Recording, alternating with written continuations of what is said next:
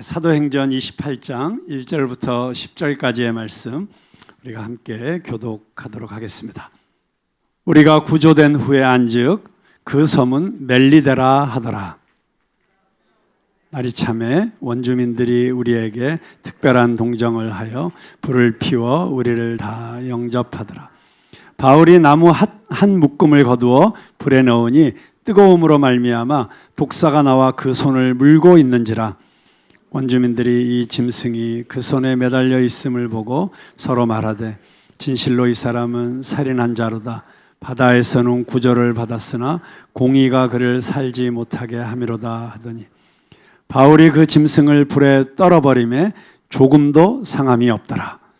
그들은 그가 붙든지 혹은 갑자기 쓰러져 죽을 줄로 기다렸다가 오래 기다려도 그에게 아무 이상이 없음을 보고 돌이켜 생각하여 말하되 그를 신이라 하더라.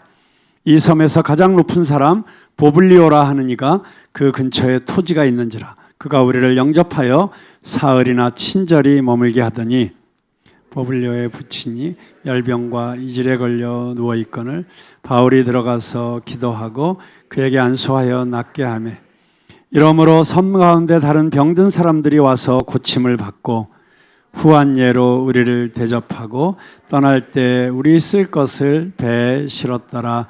아멘. 지난주에 우리가 살펴본 것처럼 바울 일행이 탄 배가 유라굴로라고 하는 큰 광풍을 만났습니다. 2주 동안 표류하다가 구사일생으로 한 섬에 구조가 됩니다.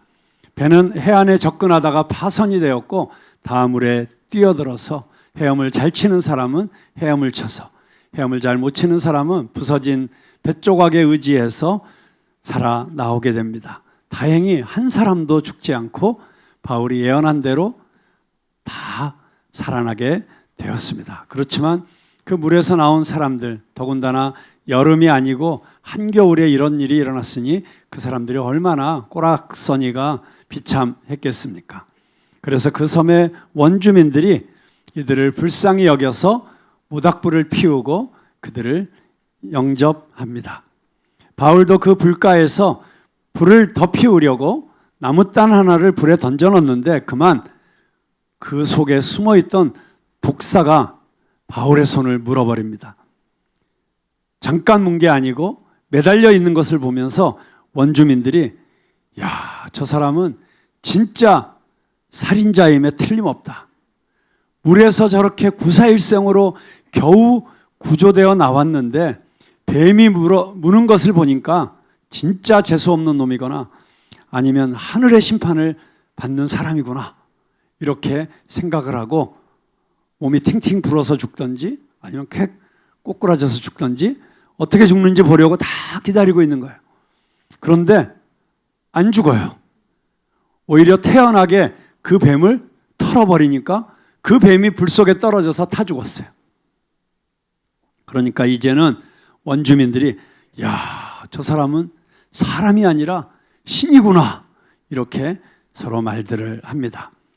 그리고 나서 그 섬의 최고위직에 있던 보블리오라고 하는 사람이 큰 토지가 있어서 이 수백 명의 사람들을 자기 땅으로 영접해서 아마 거기다가 임시 천막을 치고 머물게 해줬던 것 같습니다. 그런데 그 보블리오의 부친이 열병과 이질을 앓고 있었어요. 바울이 그 보블리오의 아버지에게 안수하고 기도하니까 깨끗이 낫습니다. 이 소문이 퍼져나가서 그 섬에 있던 수많은 병자들이 와서 바울에게 기도를 요청하고 또 바울이 그들을 위해서 기도해 주니까 다 병이 낫는 이런 기적 같은 일이 일어났습니다. 그래서 3개월 동안 겨울을 보낸 다음에 바울 일행이 다시 새 배를 얻어 타고 다시 로마로 떠나갈 때 그 마을 사람들이 다 나와서 후한 예를 갖추고 그러니까 풍성한 선물을 했다는 뜻이겠지요. 그리고 로마까지 가는 동안에 쓸 것들을 다 가지고 와서 공급을 했다. 그런 이야기입니다. 자, 꿈에도 그리던 로마 입성을 앞두고 멜리데 섬이라고 하는 곳에서 그런데 참 재미있죠. 이 바울 일행이 구조된 이 섬의 이름이 멜리데인데 멜리데라는 이름의 뜻은 피난처라는 뜻이에요. 공교롭게도 참 상징적인 이름이라고 생각을 합니다. 우리는 누가가 바로 이 멜리데 섬에서 일어났던 일들을 기록하면서 특별히 사도행전의 마지막 장 28장, 이제 결론을 내려야 되는, 이 대단원의 막을 내려야 되는 이 마지막 장에서 이 사건들을 기록하고 있습니다. 왜 그랬을까요? 우리에게 누가가 정말 전해주고 싶었던 가장 중요한 메시지들이 이 짧은 10절 안에 압축되어 있는 것을 우리는 발견하게 됩니다. 누가가 우리에게 무슨 얘기를 하고 싶었을까요? 이 사도 바울의 이야기를 들려주면서 뱀에 물렸지만 죽지 않았다는 이야기, 또 그곳 제일 높은 사람의 아버지가 열병에 걸려 있었고 이질에 걸려 있었는데 기도할 때 치유의 기적이 나타났다는 이야기, 그 섬에 있는 모든 사람들이 사도 바울로 인해서 치유함을 받았다는 이야기, 이런 이야기를 통해서 우리에게 오늘 이 시대를 살아가는 우리들에게 던져주고 싶었던 메시지는 무엇이었을까요? 저는 첫째로 우리가 어떤 어려움이 있고 우리가 신앙생활을 할 때 어떤 공격이 있을지라도 복음의 행진은 결코 멈추어지지 않을 것이고 성도들은 반드시 승리할 것이다 라고 하는 사실을 누가는 여기서 이 사건을 통해서 말하고 있다고 생각합니다. 자, 4절에 보니까 원주민들이 서로 말하되 이 사람은 살인한 자로다. 이 당시에 이 복음을 모르는 이 멜리데 사람들, 이 사람들을 영어로 바바리안이라고 했어요. 바바리안은 바바리를 입은 사람들 이런 뜻이 아니고 그 야만인 또는 원주민 또는 이방인 이렇게 번역이 될 수 있는 헬라어였습니다. 자, 그런데 이 사람들은 인과응보, 권선징악 이런 것으로 세계관을 가지고 있는 그런 사람들이었어요. 그러니까 바울이 독사에 물린 것을 보면서 야, 지금 신의 공의가 이루어지고 있구나. 저 사람이 천벌을 받고 있구나. 저런 천벌을 받고 있는 거 보니까 저 사람은 틀림없이 흉악한 죄수일 거야. 아마 틀림없이 살인범일 거야. 이렇게 수군거리고 있었다고 하는 것입니다. 여러분, 이것이 우리를 바라보는 어쩌면 세상 사람들이 하는 이야기일 수도 있습니다.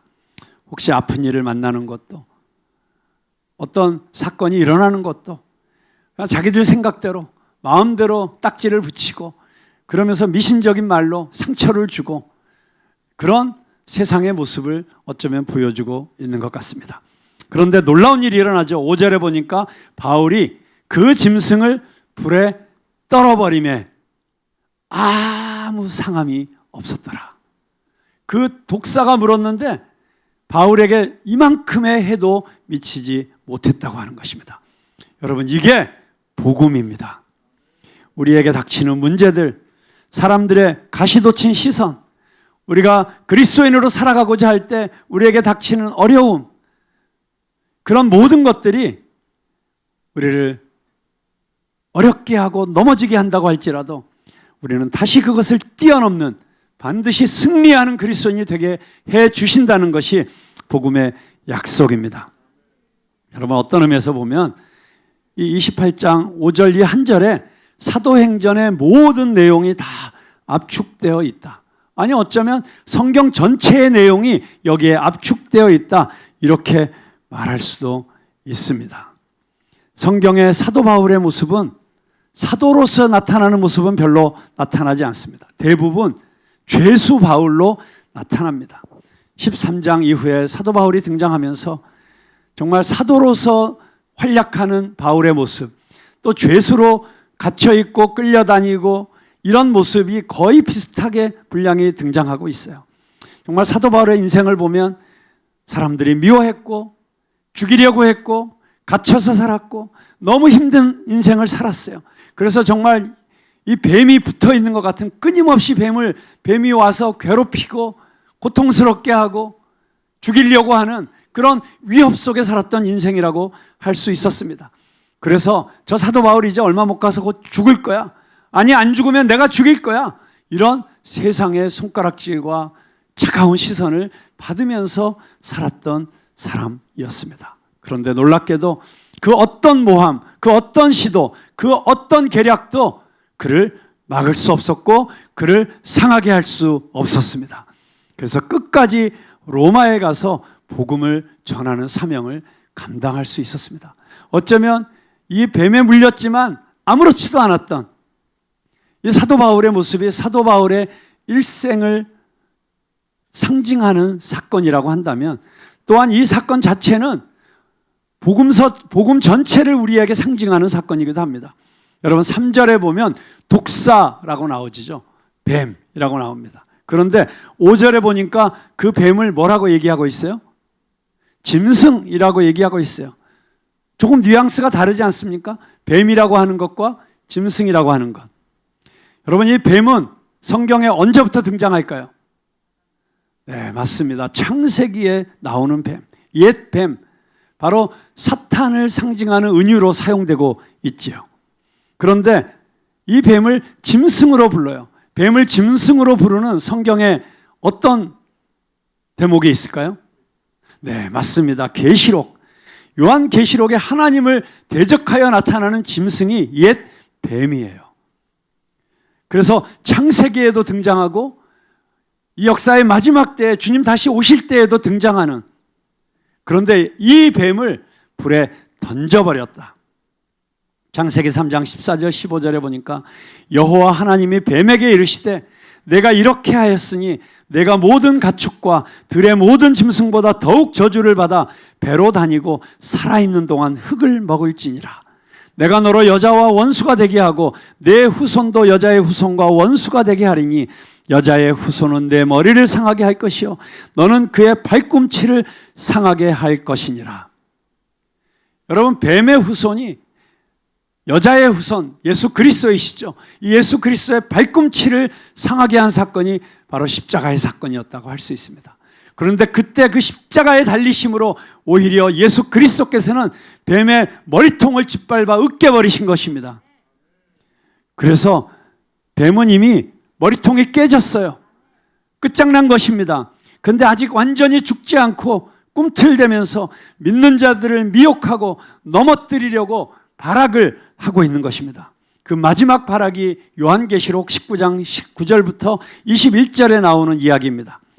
또 내가 봄에 그 짐승과 땅의 임금들과 그들의 군대들이 모여 그 말탄 자와 그의 군대와 더불어 전쟁을 일으키다가 짐승이 잡히고 그 앞에서 표적을 행하던 거짓 선지자도 함께 잡혔으니 이는 짐승의 표를 받고 그의 우상에게 경배하던 자들을 표적으로 미혹하던 자라. 이 둘이 산채로 유황불 붙는 못에 던져지고 그 나머지는 말탄 자의 입으로부터 나오는 검의 죽음에, 이 검이 무슨 검이죠? 네, 말씀의 검이죠. 모든 새가 그들의 살로 배불리더라. 여러분, 그 짐승이 헬라어로 데리온이에요. 데리온. 그런데 놀랍게도 오늘 사도행전 28장 5절에 등장하는 그 짐승도 바로 데리온, 같은 단어예요. 누가가 굉장히 상징적인 단어를 썼다고 할 수 있습니다. 그 짐승이 잡히고 표적을 행하던 거짓 선지자들이 잡히고 이들이 산채로 유황불 붙는 못에 던져지고, 이게 마지막 때에 짐승이 당할 일이에요. 그런데 그것이 오늘 사도행전 28장 5절에서 미리 예고편처럼 보여지고 있는 것입니다. 사도 바울의 전도 여행은 그래서 바로 예수 그리스도의 승리, 그분을 따르는 자들의 승리를 미리 보여주는 사건인 것입니다. 그리고 이제 사도 바울과 그의 일행들은 로마로 갑니다. 거기서도 거침없이 복음을 증거하게 될 것입니다. 로마를 변화시켜서 전 유럽을 복음화하고 그 복음이 미주 땅으로 가고 그 복음이 아시아로 오고, 그래서 우리 대한민국을 복음화시키고, 그리고 또 대한민국을 통해서 또 아프리카로, 글로벌 사우스로, 전 세계 열방으로 퍼져나가는 이런 놀라운 복음의 행진이 계속될 것이고, 마침내 주님 다시 오시게 될 것입니다. 그때 우리는 최후 승리에 함께 참여하게 될 줄로 믿습니다. 자, 두 번째로 멜리데 섬에서 뱀에게 물린 사건, 그리고 보블리오의 아버지 병을 앓고 있었던 그 환자를, 그리고 수많은 그 섬에 있던 병자들을 고친 사건을 통해서 누가는 이 세상 속에서 그리스도인으로 살아가는 우리들이 승리할 수 있는 가장 중요한 비결을 또한 상징적으로 보여주고 있습니다. 5절과 6절 한번 같이 읽어보겠습니다. 시작. 바울이 그 짐승을 불에 떨어버리매 조금도 상함이 없더라. 그들은 그가 붙든지 혹은 갑자기 쓰러져 죽을 줄로 기다렸다가 오래 기다려도 그에게 아무 이상이 없음을 보고 돌이켜 생각하여 말하되 그를 신이라 하더라. 여러분, 지금 이 장면을 한번 머릿속으로 한번 그려보세요. 이 바울과 또 바울을 신기한 눈으로 바라보고 있는 이 멜리데의 원주민들, 이들의 모습을 보면서 어떤 단어가 떠오르십니까? 권세, 영적인 권세, 하나님이 주시는 특별한 권세. 여러분, 사도 바울이 죽겠지 하고 기다렸는데 안 죽으니까 이 원주민들이 이제서야 야, 이거 돌이켜보니까 신이다, 이 사람들이 신이다 라고 말하는 건 이건 인간이 아니다, 이건 인간계에서 일어날 수 있는 일이 아니다, 이 사람 우리랑 다르구나, 보통 사람이 아니구나. 다르긴 다른데 우리랑 뭔가 차원적으로 좀 낮은 차원에서 무시해도 되는 그런 다른 게 아니라 이건 우리가 감히 범접할 수 없는 엄청난 뭔가를 가지고 있는 존재구나 하고 경외감을 느낀 그런 고백이 신이구나 라고 이렇게 터져나온 것이죠. 여러분, 바울이 안 죽어서 그들의 생각이 바뀐 것 같지만 이 문맥을 잘 살펴보면 안 죽었다는 것은 결과적으로 나타난 일이고 그 바울의 모습 전체에서 이들이 우리랑 다른 어떤 모습, 구별된 모습, 우리랑은 차원이 다른 어떤 모습을 보면서 그 안에서 두려움에 가까운 경외감을 느끼고 있었다. 그렇게 이 하늘의 권세로 세상과 구별된 모습이 드러나고 있습니다. 여러분, 그렇습니다. 정말 사도 바울의 모습 속에서 우리는 모든 우리에게 다가오는 고난 앞에서, 그리고 세상에서 우리를 누르려고 하는 세상의 권력들 앞에서 주눅드는 것이 아니라 당당하게, 여러분, 이 모습이 예수님의 모습 아니었습니까? 마가복음 1장 22절에 보면 무사람이 그의 교훈에 놀라니 이는 그가 가르치시는 것이 권위 있는 자와 같고 서기관들과 같지 아니함이라. 여러분, 예수님에게는 특별한 권위가 있었어요. 하늘의 권세가 있었어요. 그래서 사람들이 그 이야기를 들으면서 와, 이분의 가르침은 뭔가 다르다. 지금까지 성경의 전문가들이라고 하는 저 서기관들, 저 바리새인들, 율법학자들이 뭐 많은 이야기를 하긴 하는데 그게 정말 내 마음을 움직이지도 못하고 뭔가 내 안에 있는 이 죄의 문제를 해결해 주지도 못하고 이 답답함이 씻어지지도 않는데 예수님의 말씀을 듣는 순간 뻥 뚫린 것 같고 갑자기 깨달아지고 세상이 밝아지는 것 같고 눈이 열리는 것 같고 이런 놀라운 역사들이 일어나는 걸 보면서 와, 이분은 다르다. 그 다름에서 예수님의 권세와 권위가 느껴졌다고 하는 것입니다. 여러분, 이런 권세와 능력, 이게 너무나도 중요했기 때문에 예수님께서는 누가복음 9장 1절에서 12절에 12 제자들을 세상으로 파송하시면서 이 능력과 권위를 주셨습니다. 누가복음 9장 1절과 2절 말씀 한번 같이 읽어보겠습니다. 시작. 예수께서 12 제자를 불러 모으사 모든 귀신을 제어하며 병을 고치는 능력과 권위를 주시고 하나님의 나라를 전파하며 앓는 자를 고치게 하려고 내보내시며. 여러분, 누가복음을 누가 썼죠? 누가가 썼죠? 사도행전은 누가 썼죠? 누가, 같은 사람이 썼어요. 누가는 이 사도 바울의 이 사건을 보면서 아마도 예수님께서 제자들을 파송하셨던 이 장면을 떠올렸을 거예요. 이야, 사도 바울은 직접 이 땅에 계셨던 예수님을 육신으로 만난 적은 없지만 부활하신 예수님을, 그 그리스도를 만나서 예수님의 제자가 되고 예수님으로부터 직접 훈련받고 파송을 받았는데, 바울에게서도 바로 이런 예수님께서 제자들에게 주시기 원하셨던 그 권세와 그 능력이 나타나는구나 라고 하는 것을 바라보면서 너무나도 기쁨과 감격에 가득 차서 이 이야기를 성경에 기록하였을 것입니다. 여러분, 여기 이 권세라고 하는, 이 권위라고 하는, 영어로는 authority, 권위. 여러분, 권위주의는 나쁜 것입니다. 권위주의는 교회에서도, 정치에서도, 회사에서도 사라져야 됩니다. 그런데 권위가 없으면 안 됩니다.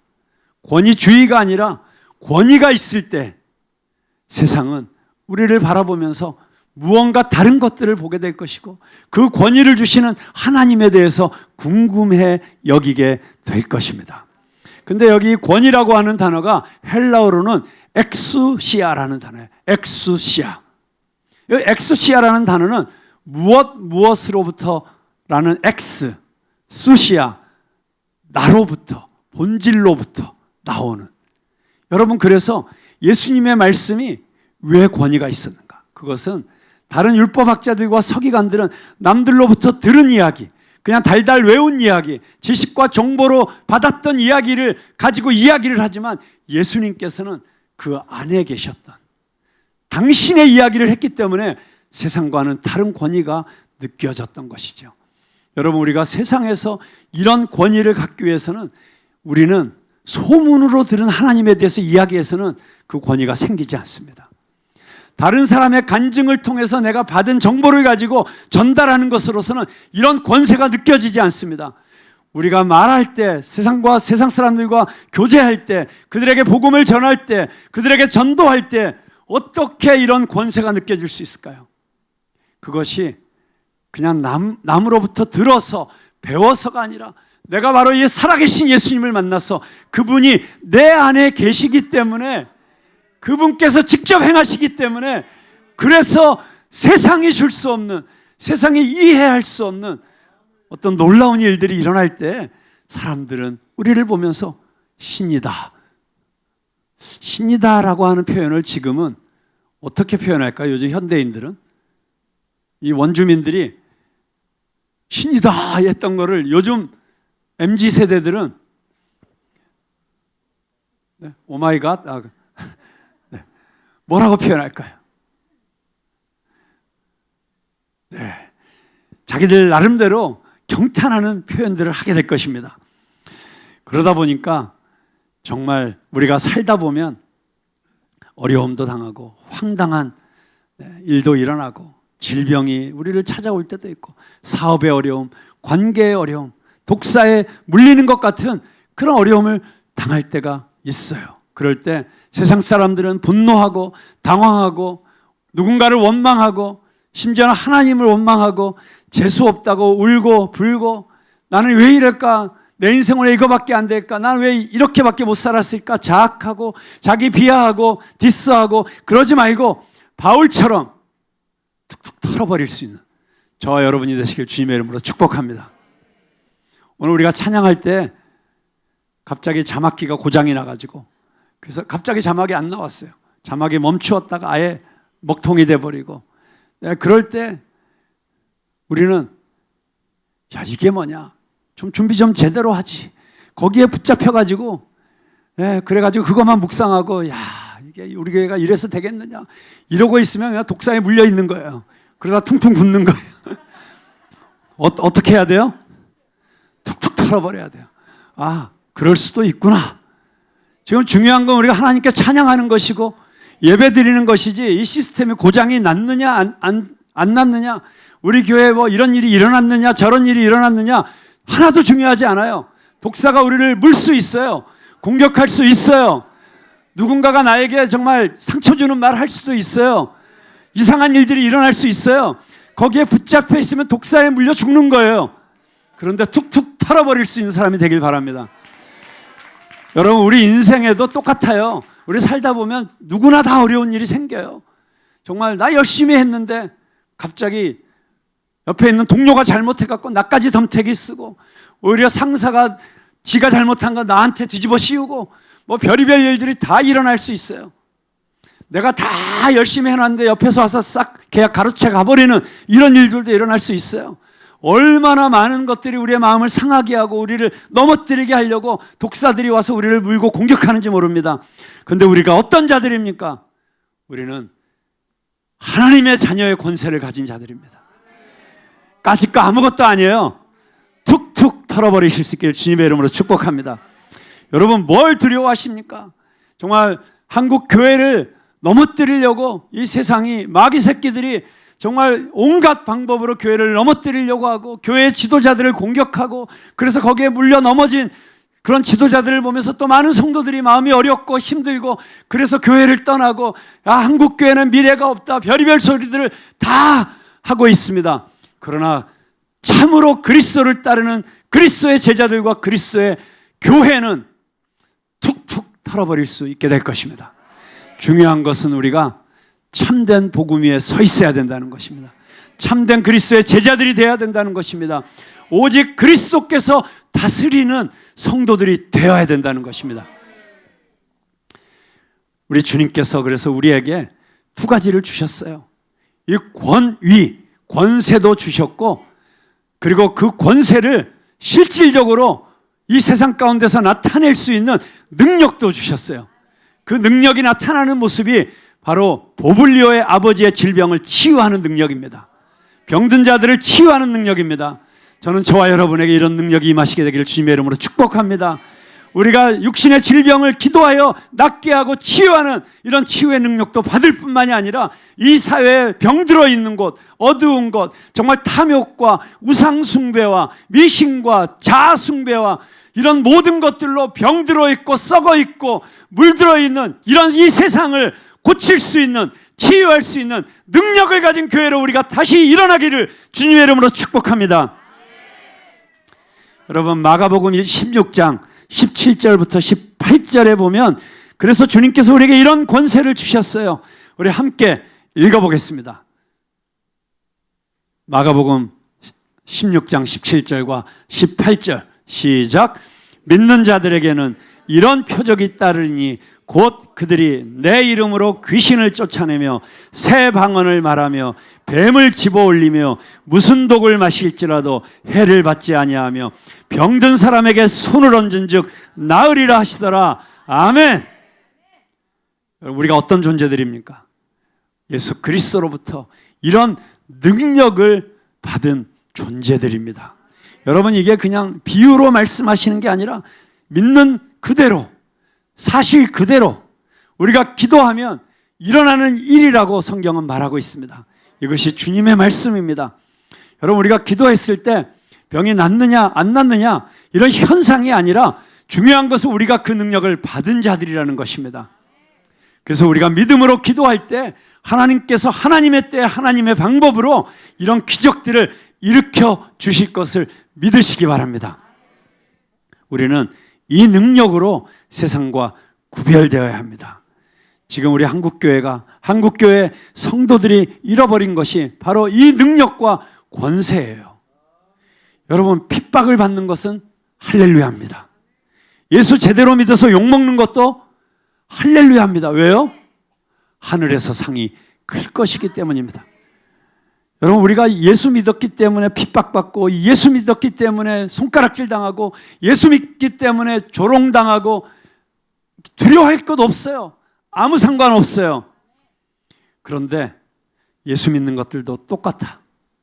세상 사람들보다 더 얌체야, 더 이기적이야. 여러분, 이런 손가락질을 받아서는 절대로 우리가 이 세상 가운데 예수 그리스도의 이름을 높일 수가 없습니다. 우리를 통해서 예수 그리스도의 영광과 권세가 나타날 수가 없습니다.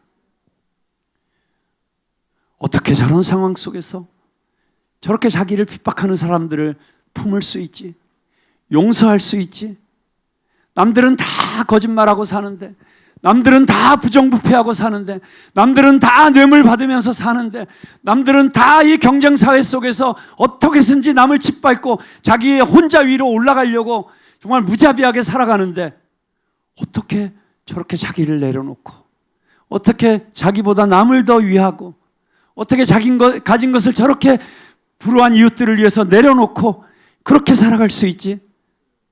여러분, 이런 모습을 통해서 우리가 이 세상 속에서 낯설지만 매력적인, 낯설지만 이 세상의 어떤 화려한 것으로도 줄 수 없는 너무나도 놀라운 기이한 빛, 하나님께로만 나올 수 있는 그 기이한 빛에 우리를 들어가게 하셔서 우리로 하여금 하나님의 아름다운 덕을 선전하라고 하신 그 그리스도인들의 사명을 우리가 이 땅 가운데서 이루어낼 수 있기를 주님의 이름으로 축복합니다.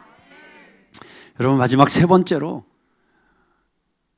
우리가 이 이야기 속에서, 아니, 이 풍랑을 만나서 파선하고 물에 빠졌다가 겨우 구조당하고, 그래서 겨우 건져져서 또 이 뱀에 물리고, 이런 모습들을 보면서 우리가 배워야 될 것이 한 가지 있습니다. 아니, 우리가 잘 알고 있지 않습니까? 로마에 가서 이제 복음을 전하고 그곳에서 순교의 제물로 자신을 바쳐야 된다는 사실, 죽음을 각오하고 사도 바울이 지금 로마로 가고 있지 않습니까? 여러분, 사형수가 사형당할 때 그날 아침에 무슨 일이 일어나는 줄 아세요? 네, 제일 맛있는 음식으로 아침 식사를 대접해요. 야, 그냥 이 세상의 교도소에서도 죽이기 전에는 그래도 제일 맛있는 음식, 너 하고 싶은 게 뭐냐, 그리고 또 하고 싶은 말 다 해라, 이렇게 그래도 좀 대우를 해줘야 되지 않습니까? 아니, 그런데 지금 죽으러 가는 사도 바울을 어떻게 이렇게 고생시키실 수가 있어요? 그냥 로마로 보내시는 게 목적이면 순풍에 돛달듯이 그렇게 쓱, 그래도 로마로 보내서 좀 체력도 좀 보충하게 하시고 맛있는 것도 먹이시고 좀 그래야 되는 거 아니에요? 그런데 어떻게 이렇게 고생을 시키실 수가 있을까요? 이 고난을 왜 허락하셨을까요? 여러분, 우리는 소름 끼치는 놀라운 현상을 발견하게 됩니다. 여러분, 바울이 로마로, 정말 그 거대한 제국의 심장부로 들어갈 때 처음에 바울은 누가와 그리고 몇몇 자기 팔로워들을 데리고 갔을 뿐이에요. 그런데 이 유라굴로 풍랑을 통과하면서 바울에게는 그 배에 타고 있었던 276명의 사람들에게 생명의 은인이 되었어요. 그리고 그 사람들은 보았어요. 바울이 너희들 중에 한 사람도 죽지 않을 것이다. 그 말을 언제 했어요? 구조된 다음에 했어요? 아니에요. 다 죽을 줄 알았던 풍랑 가운데서 했어요. 그렇기 때문에 사도 바울의 말에 권세가 있었어요. 다 죽을 줄 알았는데, 다 절망하고 있었는데, 바로 그때 너희들은 죽지 않을 것이다 담대하게 선언하는 이 바울, 그리고 그 말대로 한 섬에 도착하게 되고, 그리고 그곳에서 뱀에 물렸지만 죽지 않는 모습을 보면서, 그가 기도할 때 아픈 사람들이 낫는 모습을 보면서 그 276명의 사람들이 다 이 일의 증인이 되었어요. 바울은 지금 그 죽을 고생을 하면서 놀랍게도 자기와 함께 하나님이 어떤 분이신지, 사도 바울이 증거하는 예수 그리스도가 십자가에 달려서 그냥 끝장난 분이 아니라 죽음의 권세를 이기시고 다시 살아나셔서 우리들에게 동일한 부활의 능력을 주시는 분이시라는 사실을 눈으로 똑똑히 본 사람들 276명이 로마에 함께 간 것입니다. 여러분, 엄청난 선교단이 만들어진 거예요. 이 고난을 함께 했기 때문에, 이 고생을 함께 했기 때문에, 이 사망의 음침한 골짜기를 함께 통과했기 때문에 그들은 그 안에서 자기들을 살리시고 지키시고 보호하시고, 그리고 사명이 있는 자는 죽지 않는다는 이 놀라운 메시지를 사도 바울을 통해서 보면서 아마 그 중에 상당수는 이미 그리스도인이 되었을 것입니다. 그리스도인이 아직 되었다고 할지라도 그들은 바울이 믿는 하나님에 대한 두려움과 경외심을 갖게 되었을 것이에요. 그래서 그들이 가서 소문을 퍼뜨렸을 거예요. 로마 사람들에게, 군인들에게, 자기들이 만나는 사람들에게, 야, 우리가 멜리데 섬이라는 데서 이런 일이 있었어. 여러분, 그 기적의 현장에 함께 했던 사람들. 여러분, 그래서 바울에게 닥쳤던 이 모든 시련과 고난의 시간은 오히려 바울이 사명을 완수할 수 있는 동역자를 만드는, 함께 할 사람들을 만드는 놀라운 축복의 시간이 된 줄로 믿습니다. 그렇습니다. 지난주에도 제가 말씀드렸습니다. 하나님을 사랑하는 자, 곧 그 뜻대로 부르심을 입은 자들에게는 모든 것이 합력하여 선을 이루느니라. 여러분, 그렇습니다. 그래서 저는 이 시간 우리 모든 푸른나무교회 성도들이 사도 바울과 같이 이렇게 예수 그리스도께서 내 안에 살아계심으로써 자연스럽게 나타나는, 억지로 꾸며서가 아니라 내가 이런 모습 보여야 돼 해가지고 보이는 게 아니라, 그걸 보고 뭐라 그러죠? 위선이라고 하죠. 위선. 내가 이 사람에게 이런 모습 보여야 돼 라고 꾸며서 보이는 건 위선인데, 그건 가증스러운 것이에요. 힘이 하나도 없는 거예요. 오히려 힘들면 힘들다고 하는 게 나아요.